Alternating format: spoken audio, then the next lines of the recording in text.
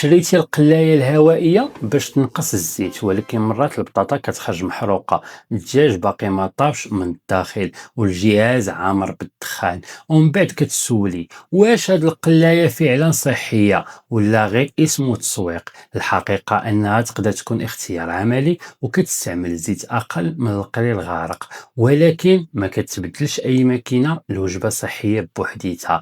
النتيجة كتوقف على شنو كطيبي وكيفاش كطيبي. في هذا الفيديو غادي نشوفوا 7 ديال الاخطاء منتشرين والطريقه البسيطه باش تخرجي الماكله ذهبيه طايبه من الداخل وبلا زيت كثيره. القلايه الهوائيه هي بحال الفرن صغير كيدور فيه الهواء سخون بسرعه. هذا الهواء كيعطي لون وقرمشه بكميه قليله من الزيت، وهذا الشيء هو الفرق الكبير بينها وما بين طنجره عامره بالزيت. ولكن الا حطيتي فيها كل نهار اكلات جاهزه، زدتي الملح والصلصات وخليتي الماكله كتحرق، الاسم ديال الجهاز ما غاديش يصلح الطبق.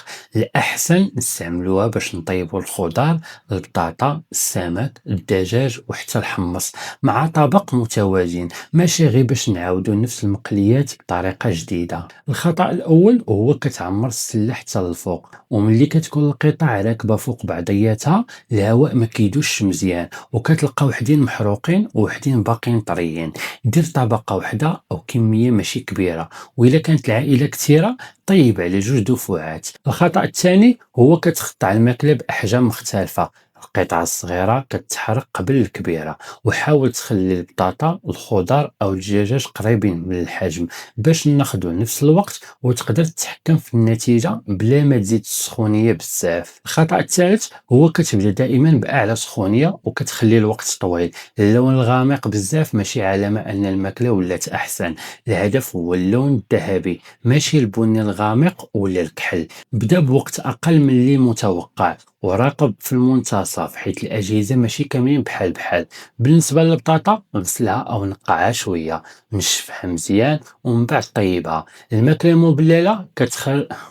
المبللة كتخرج طرية، والماكلة اللي كتنساها داخل الجهاز تقدر تحرق بسرعة في آخر الدقائق. الخطأ الرابع هو يا إما ما كتستعمل حتى شي قطرة ديال الزيت وكتنتظر نتيجة ديال القلي، يا إما كتصب الزيت بزاف حتى كتولي السلة كتدخن. في عدد كبير من الوصفات ملعقة صغيرة أو مسحة خفيفة فوق الماكلة كافية. قلب القطع في الزيت برا الجهاز باش يتوزع وما تصبوش مباشرة في القاع. استعمل زيت مناسب للطياب وبكمية معقولة، وما تخلطش بقايا الزيوت القديمة. القلاية الهوائية كتعاونك تنقص الزيت، ولكن ماشي معناها أن الزيت ممنوع نهائيا. الخطأ الخامس هو كتعتمد كل نهار على البطاطا المجمدة، قطع الدجاج جاهزة ولا المعجنات على أنها ولات صحية حيت دخلت للقلاية. الجهاز كيبدل الطريقة ديال الطياب ولكن ما كيبدلش السكر، الملح والدقيق اللي داخل في المنتوج. جربوا بدل خضار مشوية، بطاطا من الدار، حمص متبل، سمك أو قطع ديال الدجاج بسيطة. تقدر دير في السلة الكوسة، الجزر، بروكولي والفلفلة مع شوية ديال الزيت والتوابل، وتخلي الأكلات جاهزة من حين لآخر، ماشي هي الأساس ديال اليوم. الخطأ السادس هو نحكموا على اللحم والدجاج غير من اللون من برا. القطعة تقدر تحمر وتبقى ما طيباش من الداخل، خصوصا إذا كانت غليظة أو مجمدة. قلبها وسط الطياب وتأكد من أغلظ بلاصة، وإلا عندك الميزان ديال الحرارة في الماكلة استعمله. والخطأ السابع هو كنخليو الدهون والفتات في السلة أيام، هاد البقايا كتعاود تحرق، كدير دخان وكيتبدل المذاق.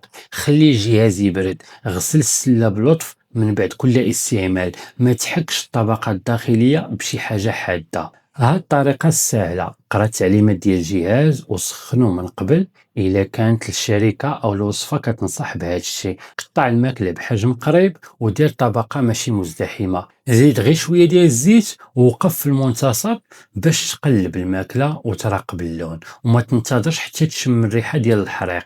ملي تطيب خرج الماكلة وخلي الجهاز يبرد ونطفو. مع البطاطا والخضار خدم على اللون الذهبي، ومع الدجاج واللحم تأكد أنه طاب مزيان من الداخل. الداخل. هكذا كتستافد من السرعة والقليل ديال الزيت بلا أخطاء بسيطة. ودابا نجاوبوا على 3 ديال الأسئلة الشائعة. السؤال الأول: واش القلاية الهوائية أحسن من القلي في الزيت؟ غالبا كتحتاج زيت أقل، وهذا الشيء نقطة زوينة، ولكن النوع ديال الماكلة والكمية باقي مهمين. البطاطا الجاهزة ما كتوليش خضرة غير حيت طابت فيها. السؤال الثاني: واش نقدر نستعملها كل نهار؟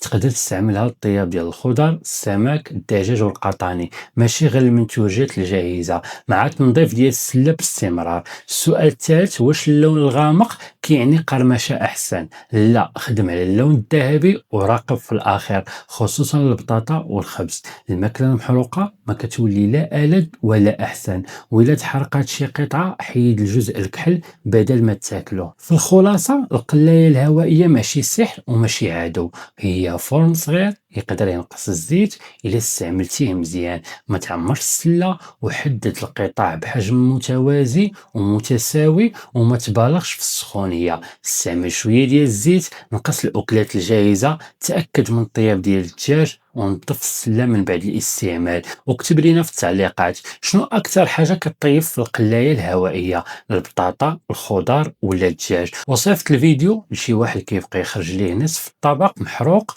والنصف الآخر مازال ما طاب.